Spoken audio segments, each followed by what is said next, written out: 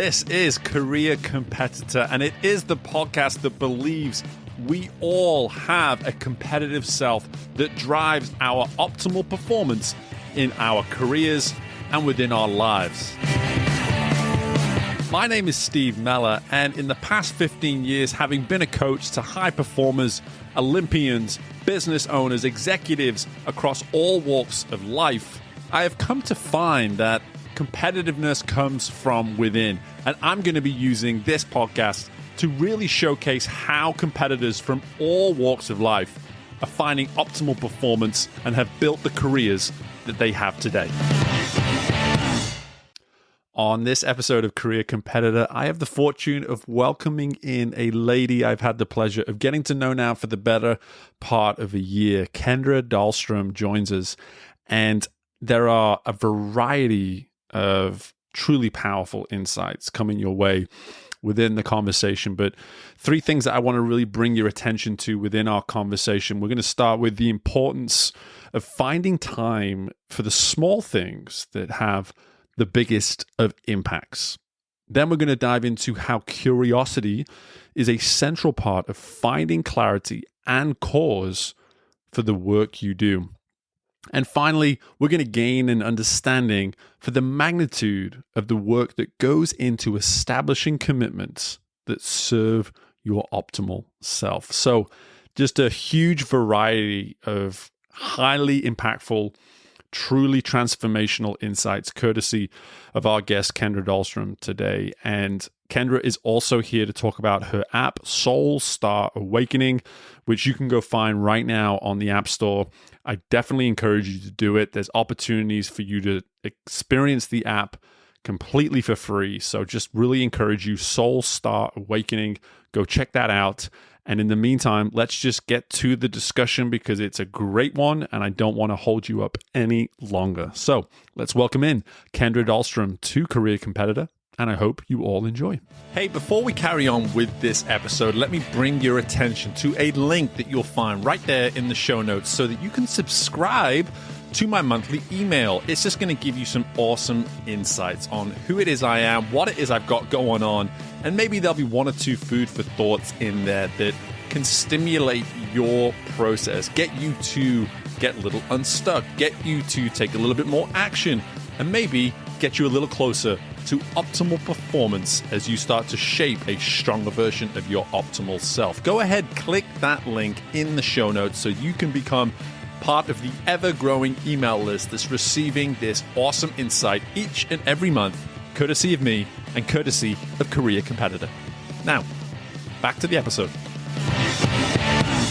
Okay, our Career Competitor today is an executive and spiritual coach bringing 20 years of experience as a leadership development consultant and coach for Fortune 50 high technology companies. At the heart of her work, our guest transforms senior leaders from the inside out, facilitating growth in their communications, relationships, influence, and impact. Most recently, our guest has become the founder of a health and wellness app called Soul Star Awakening.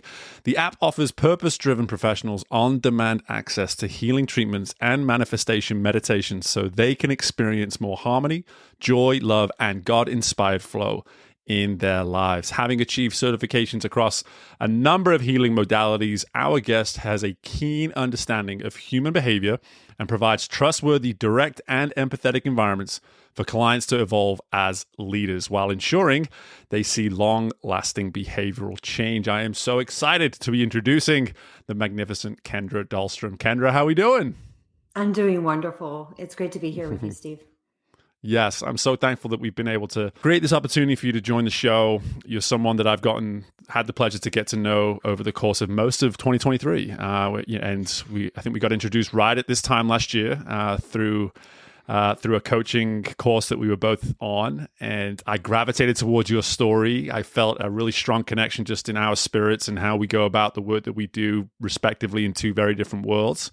But at the same time, you have stories, you have insights, and things that I know competitors can really gravitate towards. And anyone with that kind of background is always going to be welcome on this podcast. So I've given you a nice intro there in terms of giving people a feel of who it is you are, but I would love for you just to bring us up to date with your typical day right now. Just tell everybody living the life of Kendra we're talking October 12th. What is a typical life? What is a typical day for you at the moment? Such an interesting question. I've really consciously worked to create my days to be more in alignment with who I want to be as a person and what will promote me becoming and being my optimal self, which I know is what your audience, hears you speak about a lot, Steve. And I will tell you, it's changed so much in the last year to 2 years. A typical day-to-day starts at 6 a.m.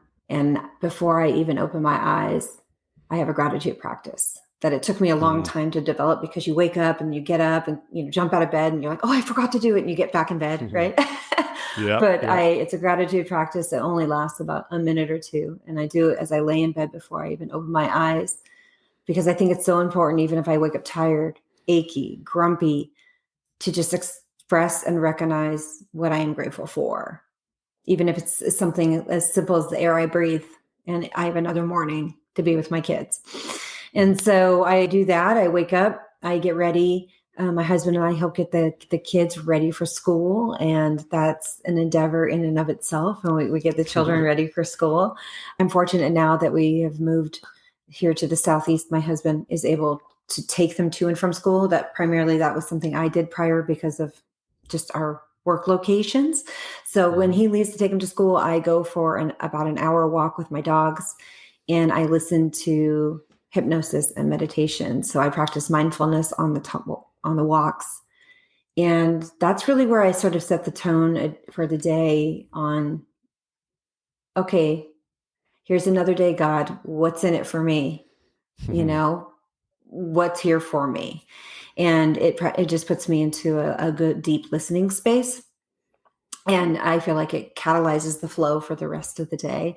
And then I get back. So I probably start my work, quote unquote, day around, 9:30, 10. Sure. And I will say that, this is something that I tried to implement after reading the 4-Hour Workday years ago, right? And I thought, no, this is impossible. I mean, everyone's going to think I'm lazy, or I'm not, because I had always been such a high achiever, which was why I was a competitor, high achiever, that I thought this was impossible. But it's amazing when you give yourself the space and time for mindfulness, meditation, and insight, how much goodness comes from that. And you just get a level of clarity that I've never experienced before. And I'm able to get 8 hours, 10 hours of work done in 3 to 4 hours, because not only am I really clear on what the most important levers are to work towards and what to focus on. So it's like a domino effect, right? Everything else kind of falls in place,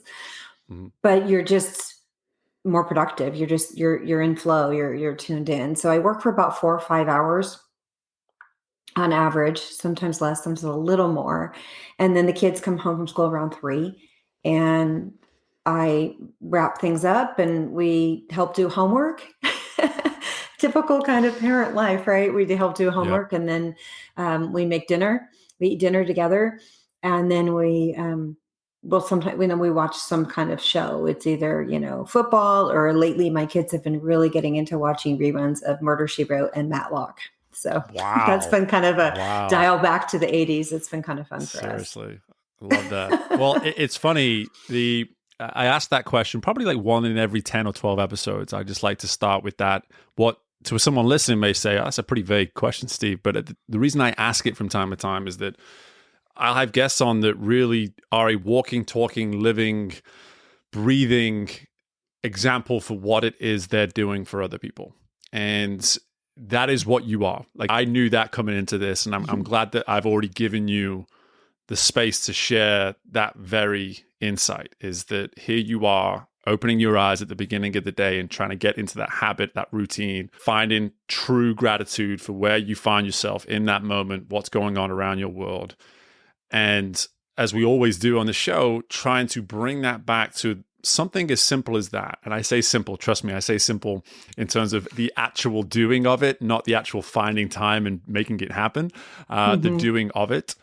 But there's a competitive advantage that you're already starting to shed some light on here to making time for these little short exercises. So I'd love for you to speak to us on that here, is that as you've gone through all this experience that you've had, both in life and professionally, what is the benefit?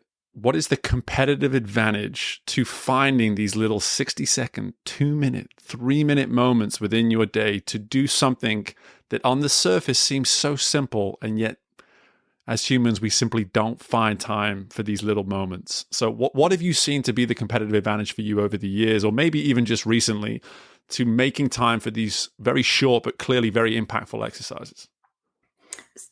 So I will refer back really quickly to a model that I learned years ago that was profound for me.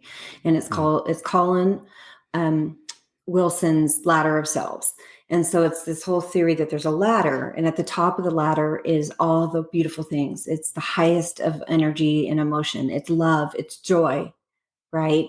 At the bottom is death, and right above that's anger, worry, very negative. We'd almost call them energy sucking, right? Emotions. Sure. And what I learned, and what that has to do with your question, is that everything depends on where we're coming from in the ladder. So if I'm going to the gym to work out and I'm doing it because I am afraid of getting fat, I'm afraid of letting somebody down because I have an accountability partner, even though I believe in accountability, the motivation behind it's fear. If we're coming from fear or anger based, or these lower vibrations, our whole experience at the gym and our outcome will be impacted. But if you come from higher up on the ladder, from a place of love or joy, I go to the gym because I love my body and I love myself and I love my husband and kids too much to get unhealthy. My experience at the gym is completely different. And so is the outcome. And so that's what I say, these moments, it's a way to give yourself the gift of being in pure joy and love and peace, and doing it from a place of love versus I have to will make the difference. And I think that's one thing that the mindfulness industry has gotten a little bit wrong. Some of it's been a little force fit on like, oh, you have to do this. And no, you don't even want to shift that energy to somewhere higher up on the ladder and find something that the person connects to, a reason to love to do it. Yep. I was literally in front of about 120, 130 business professionals last week, talking through, like asking around the room, hey, where are my have to people? The people that have to go to the gym, that have to get this project done, that have to go get the kids. Where are you? And a few hands reluctantly started to go up. And I just said, well, when was the last time you got to do something? Huh? Like, when was the last time you truly got to do something? And just that simple reframe, the power that comes from that. It's not as simple as just removing the word and putting in that word in its place. It's, to your point, doing the work in the mind prior to that, to where you can confidently declare, yes, I get to go to the gym to remain healthy and to show up as a healthy, energetic, vibrant version of myself for my family each and every day. And I'm going to make a note here too, around 8.5 minutes into this conversation, for my wife to give it a listen, because yes, sweetheart, that is why your husband, goes to the gym as much as he does. That is why I do it. But the fact of the matter is, there's so much power in that. And I love that you're also taking us to this. It's a tricky situation to talk about sometimes within the mindfulness industry, but there is sometimes this almost force-fed approach to how we should think, how we should approach. What I love about the way you're already presenting this is that you're encouraging people just to simply set the table, just to say, hey, listen, I'm setting the table for the day. I'm setting the table for why I do what I do today. And then, as you said there on that walk, you kind of give it over to God a little bit at that point. You say, hey, I've set the table. God, you take it from here. You show me where am I getting that wrong? But it sounds like I'm hearing that from you. Absolutely. Yeah. I mean, this was all sort of a God-inspired, moment of how this app even came to be. And so I've just followed my lead on that. You're absolutely right. And I think that, I am setting the table. And I think if you can just do 30 seconds or a minute, but you need to want to do it. I don't want you to feel like you have to do it. But if you can just be curious enough, which is kind of the middle of the ladder, like just be in the middle of it, then I think you'll be really surprised at how much better you feel after 60 seconds of true, I believe in quality over quantity. So yes, I believe there's benefits, and there's tons of studies to prove that there's benefits from meditating for 20, 30, hours. But yeah, but at the same time, I believe if you're going to meditate for 20 minutes and be worried that you can't sit there and stay focused for the first 10 and be like negative talking to yourself, or why, oh, I can't do this. Why do I even bother for the first 10 minutes? I'd rather have you do 3. And as a competitor, be fierce and go all in and do it. Yeah. So that's sort of my theory and how I approach it in the app as I guide people through it, as well as, just giving them other reasons to do it, whether it be more connection with God, connection with purpose. I believe that it opens the doors to all those answers. Yeah. And we're going to definitely get into more detail with the app here in a little bit, but there's something here that I feel myself wanting to go a little further into, is this notion of getting in our own way when it comes to making time for these sort of things. Because you've labeled it already, you're a wife, you're a mom, you're a businesswoman, you're all these different things. And history shows that we use those very titles and those very responsibilities to prevent us from investing these 1 minute, 2 minute, 5 minute, whatever moments within our day to make it an essential part of our practice. I'm curious, when you work with the people you work with, how do you get them to start prioritizing this, knowing that in order to do so, they're probably going to need to pull back in other areas to make this a priority? How does that initial conversation at least start? Well, we talk about competing intentions, right? Because oftentimes they want the peace, they want the joy, they want the tranquility. Who doesn't? But they have a competing intention that they think is just as important, that's actually stealing their peace, stealing their joy, stealing their tranquility. So we talk about that.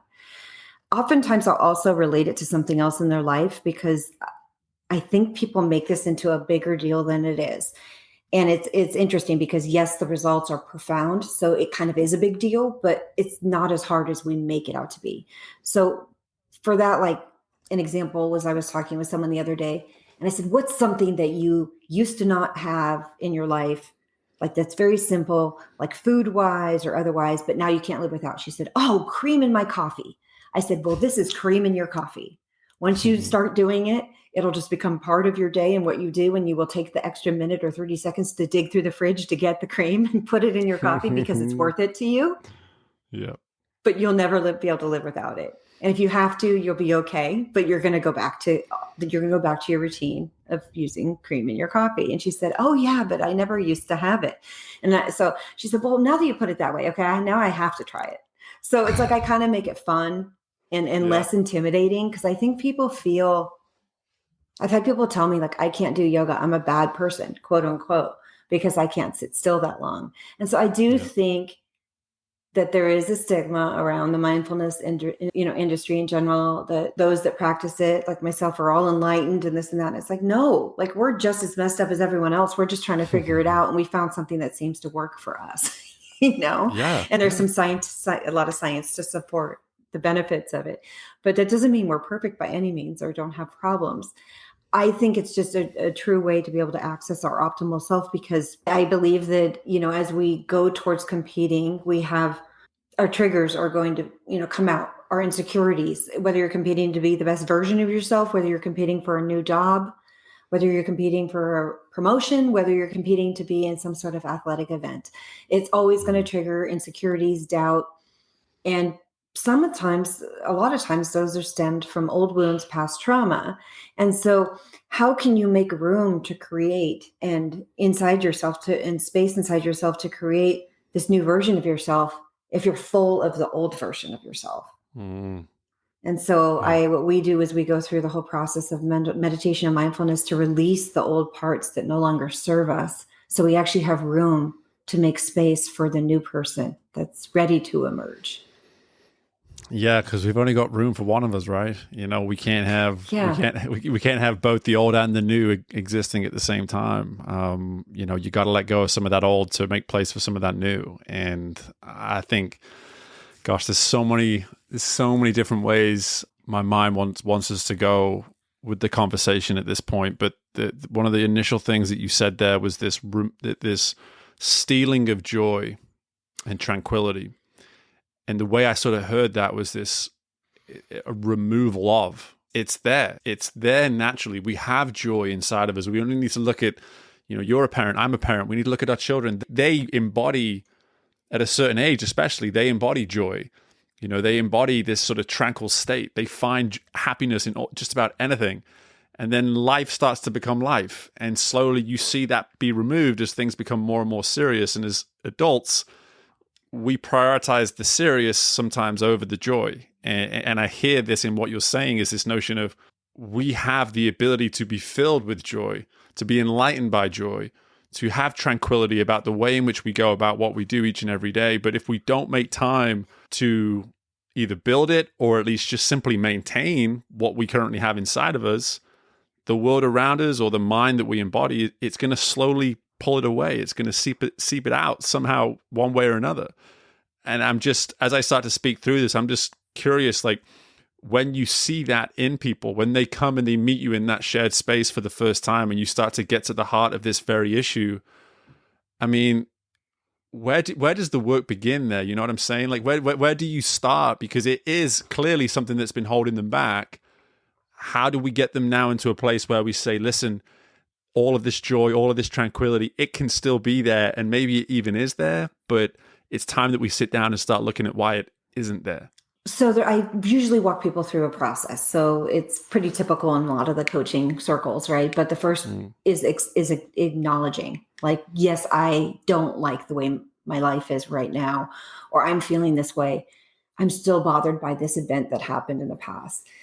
Just acknowledging, like, or it can even be, I don't know what's going on, but I just don't feel great, right? Just acknowledging where you're at and then accepting that that is your reality without judgment. So that's a big bucket in and of itself, is, removing the judgment and accepting that that is your reality. And then also then moving into more of a trust surrender place where, do I trust and believe that I'm not this person, that I was, as I was brought into this world as this soul and this child, was I fearfully and wonderfully made? Am I of this one? Am I imperfectly perfect? And like you said, when you look at kids and right, and they're just not jaded yet, and they don't have any of these, quirks that we have. So I get them to that place where it's like, oh, okay, I can have this much faith, even if it's just this much, and trust in that there is this higher power, and that I was made to be this wonderful human being, and I've just been beaten down. And I can believe in that. And then it becomes about, well, how do I shed all of this stuff so that I can get back to the truth of who I am? And so then we get to that whole process, and that's where the releasing process occurs. That's where and it doesn't have to be my app, but we do it through meditation, hypnosis, coaching, mindfulness. But it also can be done through religion. It can be done through therapy. I mean, a variety of other ways. And then the last piece of that is forgiveness of self and others. And then after we move to that, then that's when they really are able to commit to achieving their optimal self. Like, what does that look like for them? And they're committed to doing what it takes for that. And then obviously next is they have to take action, right? So they have to dedicate time. Maybe that's journaling to really keep track of their progress, because they'll be surprised over time what that looks like. And then only after all of that's done do I really find that they're awakened. And it usually takes, 90-day minimum, but that's when you really notice a lifestyle change. Yeah. Yeah. It's so kind of a long process. Hopefully that's what you were looking for, but that's usually how it works. Well, I love it because it's important to hear that. It's so important for people to hear that. It's just like, this isn't because we can naturally start to talk about the app here now in a moment, because I think a lot of the time when we position products like this, sometimes people can mistake it as like, here is the immediate solution to all the stuff that's going on in your world. And again, to go back to the industry as a whole, there's a few people out there trying to sell that sort of thing. They're really trying to encourage people like, yes, if you get my app, yes, if you buy my product, whatever it is, yes, if you sign up for this workshop or this experience, it will be all solved forever and ever. Amen. And it's like, not so much, not me. That's not how life works. And for you there just to say 90 days a quarter of your year, you're going to knuckle down to get to a point where hopefully you have found, no guarantees, hopefully you are in alignment at that point, and we can start to really focus in now on some maybe daily routines, some daily habits, some processes that really do serve your optimal self, and this version of you that you're capable and willing and courageous enough to start going after and pursue. 90 days without a guarantee. And that is the reality of personal development, of self-actualization. It doesn't come with a one-size-fits-all or quick fix. And so I'm so glad that you explained it that way, because that thoroughness, that intensity to the work that goes into finding yourself at that point in life, because to be abundantly clear, having gotten to know you in the last year, I know the work that you've done to be able to just speak the day that you spoke at the beginning of our discussion here, to be able to say, like, this is what I'm able to do now. This is how I'm able to go about your day, but still have that ability, that vulnerability here with our listeners, and say, but I still haven't got it figured out. I've still got my things. I've still got my quirks. I've still got my areas that I can work on and develop. And yoga doesn't solve everything. Meditation doesn't solve everything. But hey, boy, oh boy, does it serve my optimal self, right? Absolutely. And I think the distinction you pointed out that I feel super important, and I've noticed it as well, is that some, coaches, products, whatever, not that they're doing anything wrong, but it's just not the way I roll. They make the product the hero or the coaching the hero. And I want to make my subscribers, my clients the hero, because I truly believe that we each are in and of ourselves, and we can heal ourselves in a lot of capacities.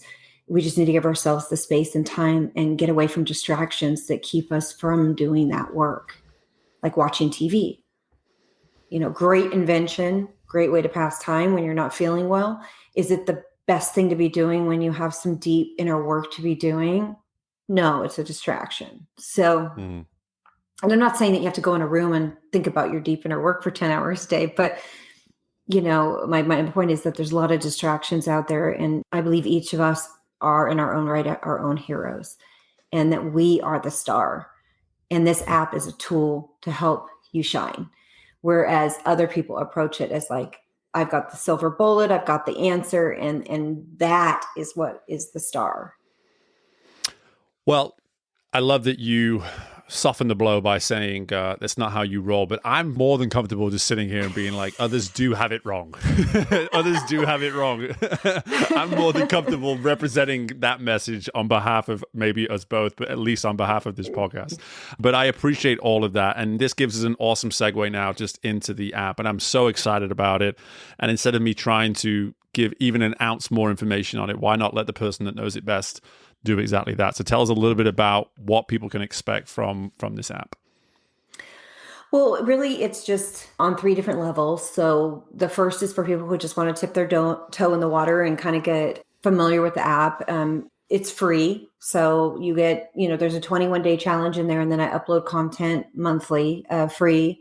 So you can be on it for perpetuity for free. I made that decision versus like having a 7 or 14-day hard stop and you have to subscribe, because again, my goal is to heal 1 million people. It's a big goal, but I say it with full conviction and confidence and no worries at all that it will happen. So my goal is to heal 1 million. I feel like we are in a time, of a spiritual awakening. I believe that really strongly. I believe that we are having to tune more into ourselves and our own truth more than ever before. And even if we look at what's out in the world today and everything going on and what we're hearing, whether it be on the news or otherwise, we have social media and all these technologies that can create videos that don't even exist. I mean, there's just so many things out there that can blur the truth. I feel like it's more important than ever for us to reconnect with our truth so that we can stand strong and we can be our optimal selves and be really clear on what serves us and what doesn't serve us, which helps us with decision making and all those things. So that's really the premise of the app, is a way for you to experience mild hypnosis. You're not, I always joke and say that you're not going to start barking like a dog or clucking like a chicken. It is really just deep, deep relaxation that it comes to you through the beta and theta waves and delta waves. It calms the brain. What it does is my goal is to help reduce the size of your amygdala so that it's getting smaller so that your fight or flight response isn't as activated. Studies show that people who are highly stressed, especially those who have been diagnosed with PTSD, OCD, or have any kind of ADD, ADHD, or on the spectrum, have enlarged amygdalas. I think a lot of us have enlarged amygdalas these days, especially post-pandemic, because we just have been put into this complete cortisol release stress mode. And so my goal is to reduce the size of the amygdala, get you spending more time in your middle brain, prefrontal cortex, where creativity, where true innovation, and where true peace, love, and joy live. And if we can live more of our lives there, not saying I would never say that you're never going to feel fight or flight anymore because we're humans. But sure. If we can spend more of our lives there, and if we can start working through some of these life-changing events that may still be creating blocks for us, whether spiritually, physically, or otherwise, then to our point earlier, you actually have more room for your optimal self to bloom. It's kind of like having a hula hoop around you, and every time somebody hurts you, imagine them stepping in the hula hoop. You run out of room.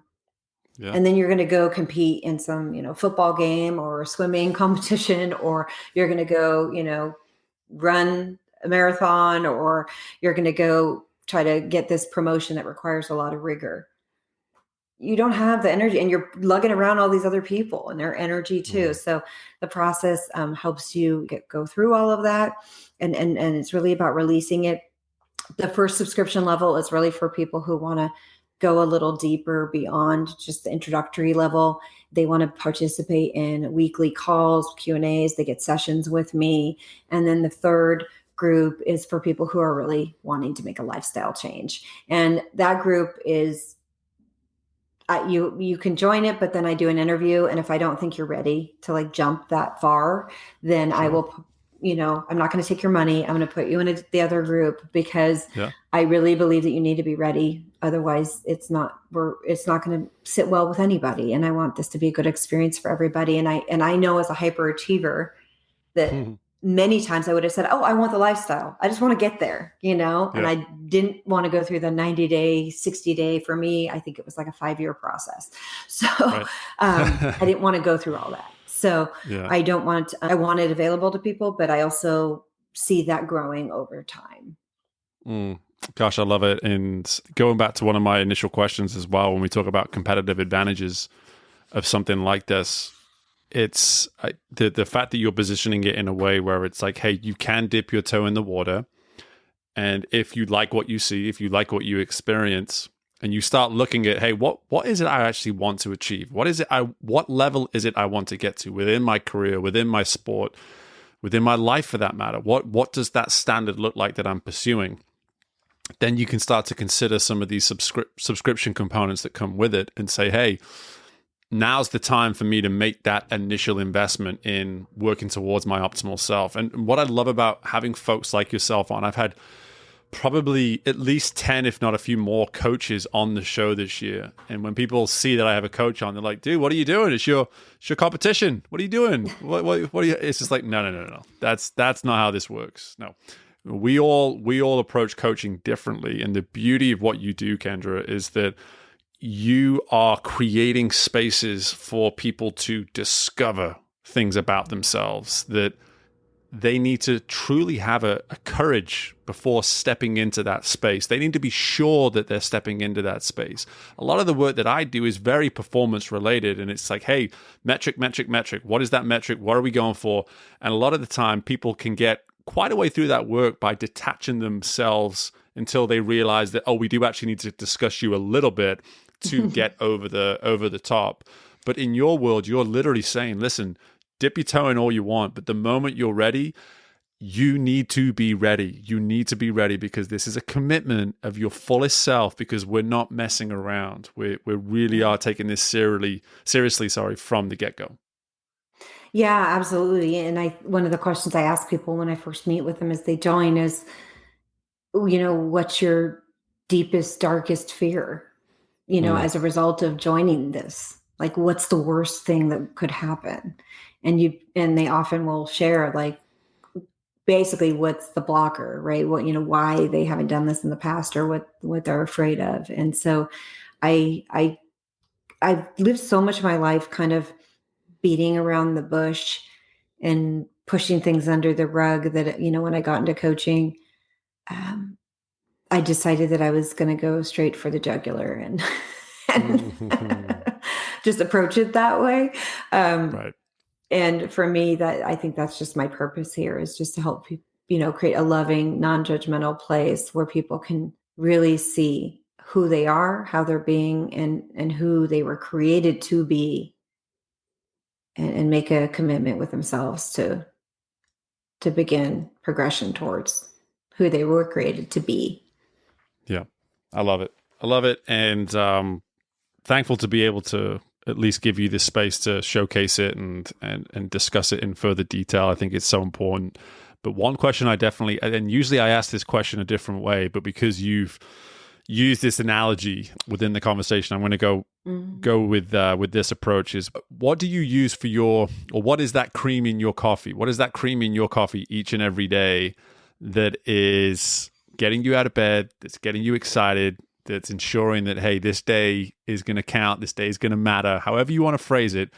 What's that cream in your coffee each and every day that is keeping you moving in the direction towards some of these incredible goals you clearly have?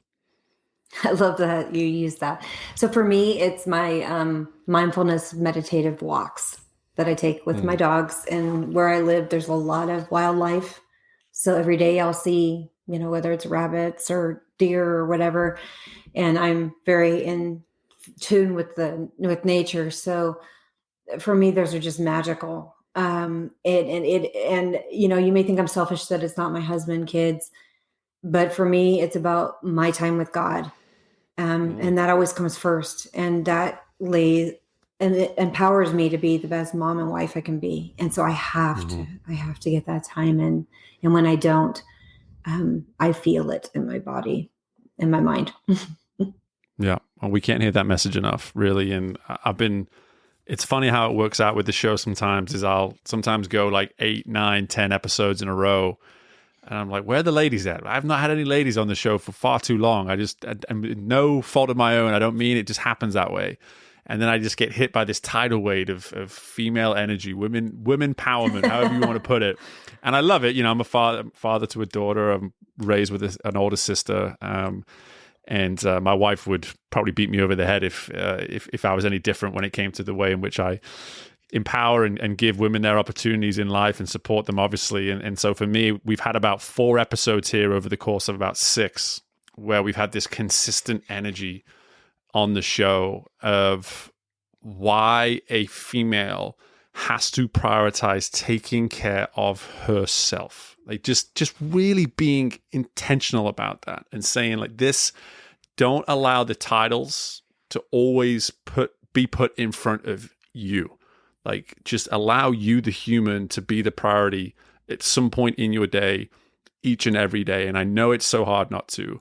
And here I am as a man getting on my soapbox saying something like this. But I get that message from you in abundance. I've been so blessed to have so many women in my life to make that abundantly clear as well. And I love having folks like yourself coming on the podcast and just using this platform to consistently remind and address everybody, like, hey, it's important. Like, it's so important that women out there are able to do this and prioritize themselves above all the other stuff that they're obviously responsible for throughout their day. It's job zero, right? And what I love about it is it's actually, I've had my kids, now that they're getting older, say to me, like, oh, Mom, you're going to go for your walk and get your time. So I'm setting an example for them too, so that they, when they become fathers later in life, or boyfriends or whatever it is, right? they understand. Yep. Yep. And my wife wonders why my 3-year-old boy opens doors for people. I'm like, he had to learn it from somewhere. Come on now. Like he learned it from somewhere. But hey, here we are. And I really just appreciate your time, your insights here today, Kendra. There's so much power in the work that you're doing. Even in just the 40 minutes that we've spent together, there's some really great insight and just lessons here for people that can help them with that competitive advantage in life and in pursuit of their optimal self, and do it in a way that I believe in a lot of cases can help them do it more authentically towards themselves, which is such a vital part of this process. But you told us about the app. We've learned so much about you, but if anyone wants to reach out to you and get a hold of you or learn anything more about you, where do we need to go for that? They can find me at KendraDahlstrom.com. You could also reach me at Kendra@KendraDahlstrom.com. And do you want me to spell that, or are you going to put it in the... You're good. I'm going to put it in the show notes. Okay, it's all going to be there in the show notes. So, and then the app is downloadable off my website as well as Apple Store or Google Play. It's called Soul Star Awakening. And I appreciate it. It's been so great to connect with you. And I'm so inspired by what you're doing in the world as well. I appreciate that. Well, thank you for the time, Kendra. You're always welcome on Career Competitor. And thanks again. You're welcome. Thank you. Good stuff. All right. That's it. Thanks again for listening to this episode of Career Competitor. And before you leave, be sure to take advantage of your free one-time discovery call with me to see how I can be of service to you as a coach, or potentially even your team. Depending on what it is you're looking for at this point within your career, I want to be able to serve you with 30 minutes of my time to see how I can be of use to you and help you on your path of continued growth towards your optimal self in order to find optimal performance. Be sure to reach out to me, steve@careercompetitor.com, or just head to the website, careercompetitor.com. I look forward to connecting with you soon, and bye for now.